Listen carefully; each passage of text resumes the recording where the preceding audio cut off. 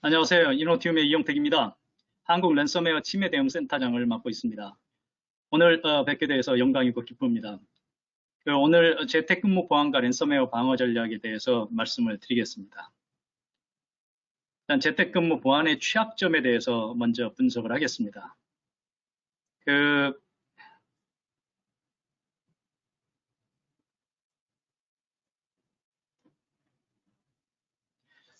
기본적으로 잘 알다시피 정보보안 분류 체계는 크게 네트워크 보안과 웹 보안과 서버 보안과 PC 보안이 있죠. 결국은 데이터를 지키기 위한, 다시 말해서 그 조직과 기관의 핵심 가치 자산이 데이터죠. 그것을 지키기 위한 모든 체계가 정보보안 분류로 되어 있습니다. 그걸 위해서 네트워크 보안과 엔드포인트 보안으로 이렇게 나눠져서 침해 방어와 유출 방지 있죠. 그래서 망분리, TMS, UTM, IDS, IPS, 방화벽, 이메일 필터, 낙, PC 보안, 바이러스 백신, 또 유출 방지로는 DRM, DLP, 낙 같은 많은 제품들이 여기에 많은 솔루션들이 지금 현재 도입이 돼서 운영을 하고 있습니다. 현재 가장 위협적인 악성 코드가 두 가지가 있죠. 랜섬웨어가 첫 번째입니다. 데이터를 암호화한 후에 금전을 요구하는 랜섬웨어인데 지금 중소기업 쪽하고 그다음 공공 모든 데 다 지금 위협이 되고 있습니다. 저희는 한국 랜섬웨어 침해 대응 센터를 운영하면서 한 지금까지 2만 1000건 정도 지난 7년간 신고를 받고 대응을 해왔습니다. 그다음 두 번째가 APT 공격이죠. 서버 계정 탈출해서 중요 자료를 탈취해 가는 이런 구조고, 첫 번째 랜섬웨어는 지난번에 송유관 사태, 미국의 송유관 사태, 국내 이랜드 또 여러 가지 사건들이 많이 있죠. APT 공격은 대표적인 게 원자력 이번에 연구소, 카이, 또 저쪽 대우해양조선 등등 해서 데이터를 탈취해 나가는 그런 형태를 갖고 있는데, 이 두 가지는 동일한 형태를 갖고 있습니다. 침투 경로가 같고요. 인터넷을 통해서 감염되거나 아니면 위장 이메일을 하거나 아이디 패스워드를 탈취시키는 그런 침투 경로를 갖고, 감염 과정 그리고 CNC 서버 통신, 이 모든 것들이 동일한 건데, 하나는 암호화해서 시끄럽게 하고 돈을 달라는 게 랜섬웨어고, 그 다음 몰래 데이터를 빼나가는 은닉형 공격이 APT 공격이죠. 지금 망분리 정책이 전반적으로 되어 있습니다.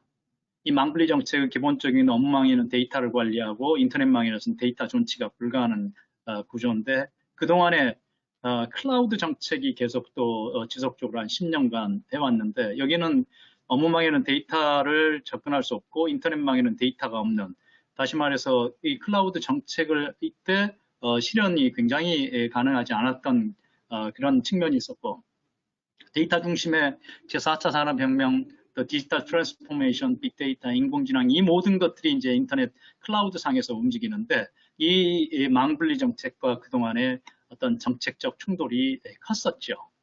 그래서 정보보안 측면과 데이터 기반 미래지능 사회 지향가는 정부 정책 간에 그동안 이제 정부마다 좀 정책이 달랐는데 충돌이 있어 왔습니다. 그러다가 코로나19가 일하는 방식을 대면에서 비대면으로, 그다음 일하는 환경을 회사에서 재택으로 이렇게 바꿔줬습니다. 그렇다 보니까 재택근무의 위협이 증가하는데, 첫 번째는 기존의 사이버 보안으로 처리할 수 없는 화면 촬영에 의해서 기밀 정보가 유출되는 문제, 그리고 화면 캡처나 녹화에 의해서 유출되는 문제, 또 밖에서 안으로 악성 코드가 사내로 유입되는 문제, 그리고 단말기 분실했을 때 기밀 정보가 유출되는 문제, 이러한 이제 보안의 위험이 굉장히 증가가 되고 있습니다.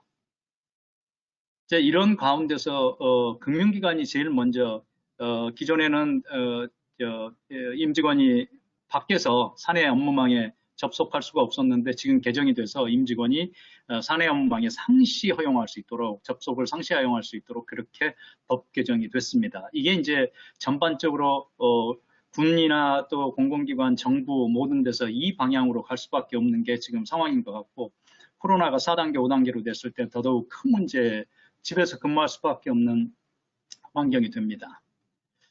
그동안에 사내 근무를 하더라도 7가지 엔드포인트 문서 유출 경로가 있었죠. 그래서 외부로부터 접속 전자메일을 통한 PC 단말 조작을 통한 중요문서 조작, 그다음 카메라 촬영, 저장 매체를 통한 불법 접속을 통한 이런 유출 경로가 있었고 이것을 잡기 위해서 엔드포인트 데이터 보안의 구성이 있었죠. DRM, DLP, 출력물 보안, 랜섬웨어, 탐지 차단, 문서 중앙화, 외부 반출 문서 보안, 개인정보 보호, 화면 보안, 보안 백업, 저장 통제 등등. 그래서 적어도 5개 이상의 서버를 가지고 있어야 되는데 과도한 도입 비용하고 유지 비용이 문제가 됐었고 솔루션별로 다수의 전문 인력을 투입해야 되고 그리고 신규 도입과 어떤 OS 지금 윈도우 11이 됐을 때 이런 충돌의 문제 그다음 연동 등의 다양한 불편함 내지는 비용 증가 그다음 데이터 보안의 고도화가 그렇기 때문에 굉장히 어려운 구조를 가지고 있었고 가장 큰 문제가 이제는 AI를 다 접목을 해야 되는데 이 각각의 서버가 다르고 언어가 다르면서 이 데이터의 정규화가 불가능합니다. 그래서 전체를 빅데이터화할 수 없고 그렇다 보니까 AI 접목하는데 굉장히 큰 장애가 발생하고 있는 게 가장 큰 문제이기도 합니다.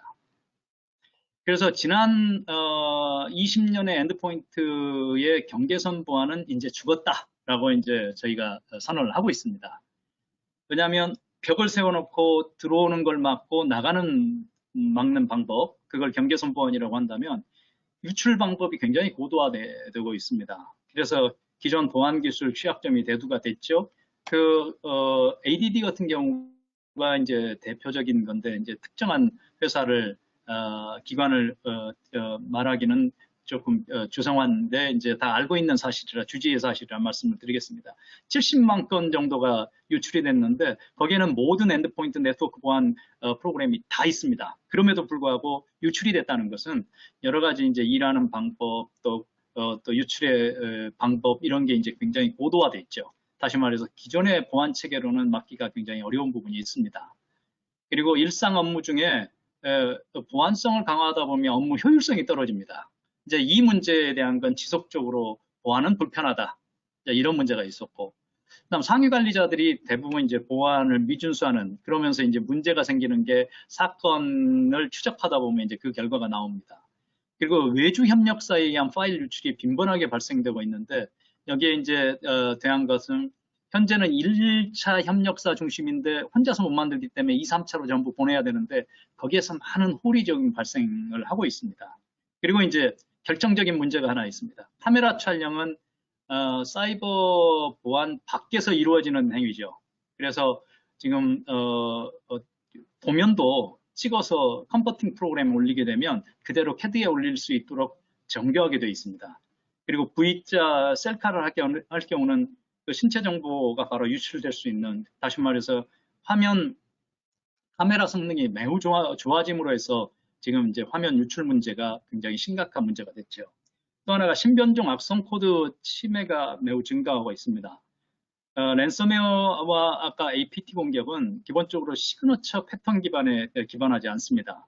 다시 말해서 시그너처 패턴 기반은 하나의 제로데이 공격이나 아니면 어떤 문제를 일으켰던 걸 언팩을 해서 분석을 하고 그걸 DB에 올려서 이런 시그너처 내지는 패턴을 갖고 있다는 걸 DB에 올려놓고 다음에 그 비슷한 패턴을 들어오면 그걸 잡는 구조인데 그 랜섬웨어나 APT 공격은 똑같은 공격을 전혀 하지 않습니다. 나중에 이제 말씀드리겠지만 매그니베르 같은 경우는 몇천 가지의 변종이 있습니다. 그리고 해커의 기존 보안 기술은 전혀 지금 문제가 되지 않습니다. 이번에도 제가 컨설팅을 한 100개 정도 서버가 감염된 데를 가봤는데 거기 보안 팀장이 자괴감을 느낍니다. 모든 걸 완벽하게 해놨는데 해커가 손바닥 보듯이 받고 그다음 백업도 완전히 지워버렸고 그래서 이걸 도대체 어떻게 막아야 되는지 다시 말해서 기존의 보안 기술은 해커들한테는 이제 전혀 문제가 아니고 그리고 해킹 방법이 대단히 지능화되어 있습니다. 그리고 데이터에 대한 파악과 관리 부분이 아직도 PC에 있는 데이터를 정확히 관리하지 않고 서버는 그나마 관리를 잘하는데 PC에 대한 데이터 관리는 거의 하지 않는 지금 상황입니다. 그리고 특히 나중에 말씀드리겠지만 법제도 인증으로 해서 신기술 도입이 시간적 격차가 발생되는 이 문제가 신변종 악성 코드 침해가 증가하는 큰 원인이 되고 있습니다.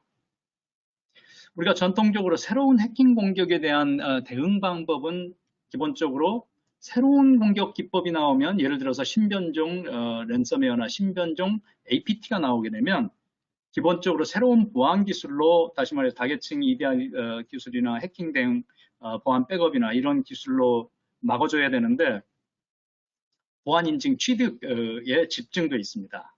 그래서 의견 수렴하고 규격 정의하고 보안 심사하고 1, 2년 후에 인증을 취득하는데, 문제는 해킹 기법이 변화하고 진화해서 쓸모가 없게 되는, 이거에 대한 열심히 일을 했는데 결국은 못 막는 구조의 반복, 악순환이 계속되고 있는 게 지금 현재 저희 이 보안 체계의 가장 큰 문제이기도 하죠.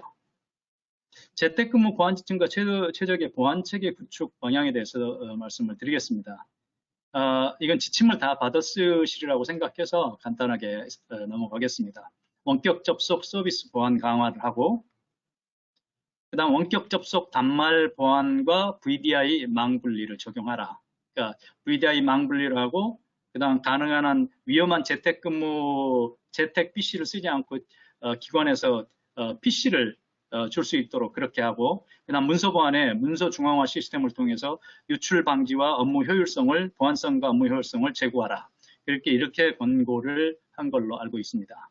재택근무 유형별 장단점을 보면 직접 접속 방식과 간접 접속 방식이 있습니다. 각각의 장단점이 저희가 분석을 한 게 있는데, 제일 큰 게 VDI죠, 결국은.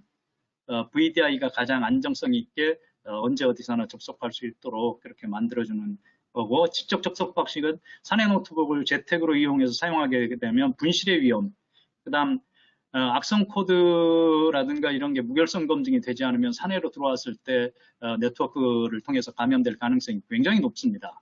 그래서 여기까지 했을 때 어쨌든 사내는 세상에서 가장 안전한 데죠. 근데 밖으로 나가면 세상에서 가장 위험한 데로 나가서 어떤 노트북을 사용하게 됩니다. 그렇게 됐을 때 어떤 걸 묻혀올지, 그다음 그게 의도적이든 않든 그게 이제 굉장히 그 악성 코드가 증가할 수 있는 그런 가능성이 굉장히 높아집니다. 그래서 물리적 망 분리되어 있는 기관 같은 경우는 기본적으로 그 1단계에서는 재택근무 시스템의 보안 원격 제어를 활용하고, 2단계에서는 업무 효율성 제고를 해야 됩니다.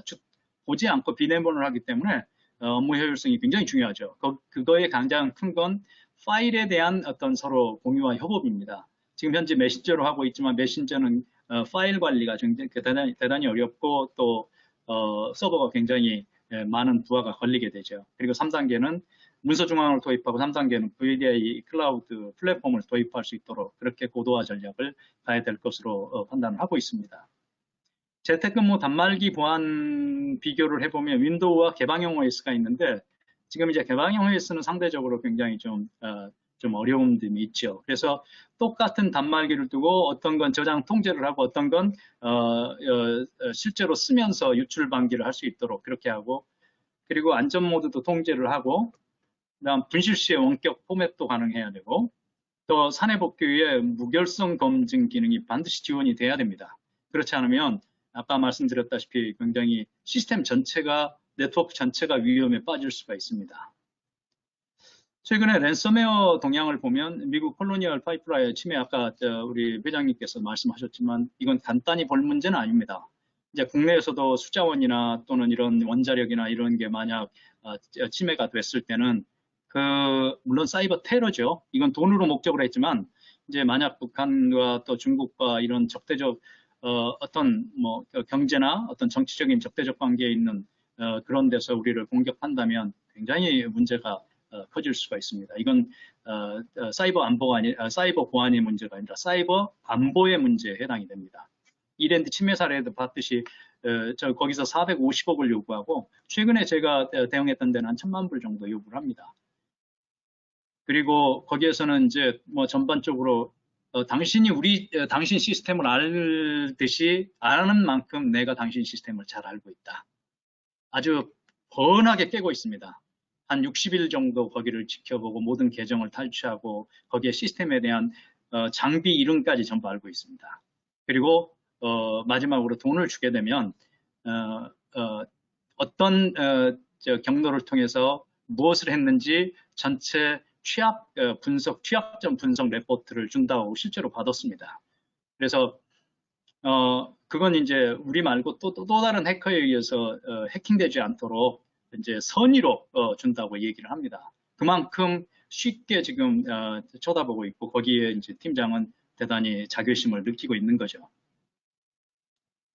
그래서 최근에 랜섬웨어 공격 기법은 3단계로 나눠집니다. 첫 번째 침투 경로를 확보합니다. 제일 큰 게 관리자 아이디 패스워드. 의외로 이게 쉽게 이메일을 통해서 또는 다른